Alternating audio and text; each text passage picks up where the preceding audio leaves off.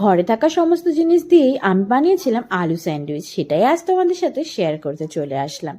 তো প্রথমে আলুটাকে সেদ্ধ করে স্ম্যাশ করে নিয়েছি। এর মধ্যে দিয়ে দিচ্ছি পেঁয়াজ কুচি, লঙ্কা কুচি, ধনেপাতা কুচি। এবার এর মধ্যে পরিমাণ মতো নুন, হলুদ গুঁড়ো আর 1 চামচ মতো গোলমরিচ গুঁড়ো ভালো করে এর মধ্যে মিশিয়ে নেব। এরপর একটা গরম কড়াইতে একটু সাদা তেল দিয়ে এই সেদ্ধ আলু মাখাটাকে আমি 50% মতো ভেজে নেব। এটা 50% ভাজা হয়ে গেলে এটাকে আমি তারপর নামিয়ে ঠান্ডা হতে দেব। এরপর আমি কিন্তু ব্রেড নিয়ে নিয়েছি।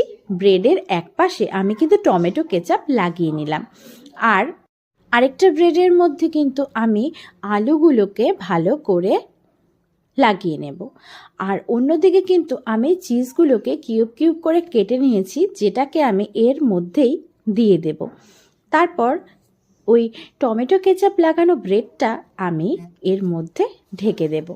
এরপর একটা গরম প্যানে বাটার দিয়ে এপিট ওপিট ভালো করে ভেজে তুললেই তৈরি হয়ে যাবে এই আলু স্যান্ডউইচ, যেটা খেতে ভীষণ টেস্টি হয়, যেটা তোমরা সকালের নাস্তা অথবা বিকেলের টিফিনে অবশ্যই ট্রাই করতে পারো। আর খেয়ে জানিও যে তোমাদের কেমন লাগলো। আমাদের তো সবার ভীষণ ভালো লেগেছে। তো ভিডিওটা কেমন লাগলো জানাতে ভুলো না। ভালো লাগলে কিন্তু একটা লাইক করে দিও।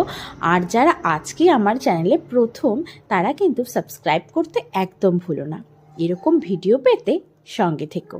দেখা হচ্ছে নতুন ভিডিওতে। ততক্ষণের জন্য টাটা।